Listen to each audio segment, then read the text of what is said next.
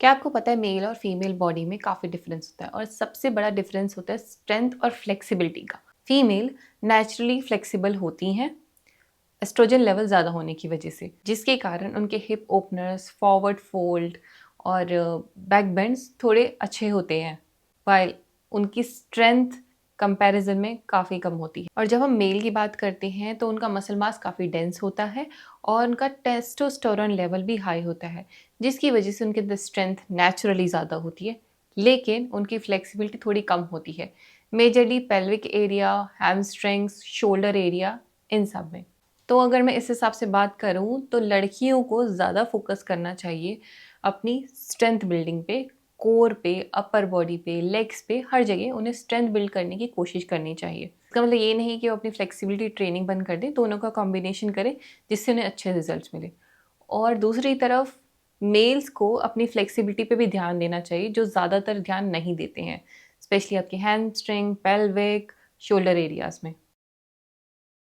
अब हम बात करते हैं पेल्विक स्ट्रक्चर और हिप मोबिलिटी की। नेचुरली फीमेल का जो पेल्विक स्ट्रक्चर होता है वो ब्रॉड होता है चाइल्ड बर्थ के लिए, जिसकी वजह से उन्हें लोअर बैक और नी के इश्यूज हो सकते हैं।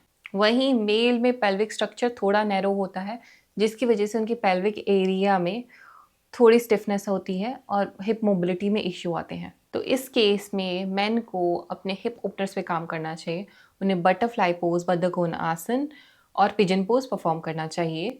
और फीमेल्स को अपने ग्लूट स्ट्रेंथ पे ज़रूर काम करना चाहिए, वो आपके नीज को और आपके लोअर बैक को प्रिवेंट करेगा। अब हम शोल्डर फ्लेक्सिबिलिटी और स्ट्रेंथ की बात करते हैं। नेचुरली लड़कियों के शोल्डर थोड़े फ्लेक्सिबल होते हैं, वहीं लड़कों में थोड़ी स्टिफनेस होती है। अगर मैं वहीं चतुरांगन दंडासन की बात करूँ तो इसको परफॉर्म करने में लड़कियों को मोस्टली स्ट्रेंथ का इशू आएगा, वहीं लड़कों को इशू आएगा कि उनकी शोल्डर में शायद मोबिलिटी कम हो, इस वजह से वो कोई इशू फेस करेंगे। तो ऐसे केसेस में मेल को शोल्डर फ्लेक्सिबिलिटी की एक्सरसाइजेस परफॉर्म करनी चाहिए, जैसे कि अधोमुख स्वानासन और गौमुखासन। वहीं फीमेल्स को अपनी अपर बॉडी को स्ट्रॉन्ग करने के लिए Chaturanga Dandasana, dolphin pose, Adhomukha Svanasana which is downward dog pose perform करना चाहिए। और अगर मैं बात करूँ बैलेंसिंग और स्टेबिलिटी पोजेस की, तो ऐसा कहा जाता है कि because of low centre of gravity females balancing pose ज़्यादा अच्छे परफॉर्म कर सकती हैं। But in my experience mostly females struggle करती हैं बैलेंसिंग पोजेस में, और मेल कर पाते हैं बिकॉज शायद उनके स्टेबलाइजर मसल्स जो होते हैं काफ़ी स्ट्रांग होते हैं, और काफ़ी मेल होते हैं वो स्पोर्ट्स एक्टिविटी में भी इन्वॉल्व होते हैं, जिसकी वजह से वो बैलेंसिंग ज़्यादा बेटर कर पाते हैं। दूसरी तरफ से फीमेल्स बैलेंसिंग पोज में स्ट्रगल करती हैं, हो सकता है उनके मसल्स वीक हो और वो ध्यान नहीं लगा पा रही हो, इस वजह से भी ऐसा होता है। तो दोनों केसेस में मैं ये नहीं कहूँगी कि मेल यहाँ पर बैलेंसिंग की प्रैक्टिस ना करे, बैलेंसिंग बहुत ज़रूरी एस्पेक्ट होता है जब आसन प्रैक्टिस की बात आती है। तो दोनों को बैलेंसिंग पोजेस प्रैक्टिस करने चाहिए, जैसे कि वृक्षासन और नटराज आसन। ऐसे पोजेस को अपनी प्रैक्टिस में ज़रूर इंक्लूड करें। अब हम बात करें कि योगा किस तरीके से मेल और फीमेल दोनों के लिए बेनिफिट कर सकता है। मैंने बताया है कि कौन से हमारे वीक पॉइंट्स होते हैं और कौन से स्ट्रॉन्ग पॉइंट्स होते हैं। अगर हम इन चीज़ों को ध्यान रख के अपनी प्रैक्टिस करें तो रिजल्ट्स बहुत ही आउटस्टैंडिंग आते हैं।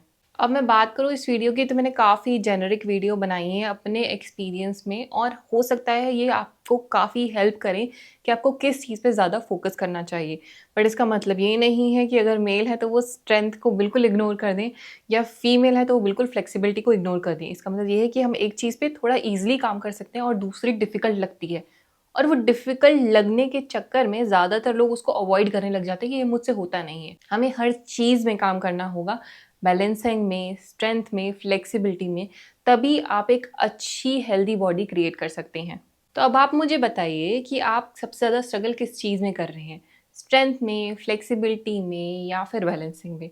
एक कमेंट ज़रूर लिखिएगा यहाँ पर, अगर आपने वीडियो एंड तक देखी है। और जाने से पहले ये वीडियो आप किसी के साथ शेयर कीजिए जिन्हें ये इन्फॉर्मेशन जानने की बहुत ज़रूरत है। लाइक करें, शेयर करें एंड कमेंट करें, बट जाने से पहले सब्सक्राइब करना ना भूलें। Thank you so much for watching this video. Have a good day.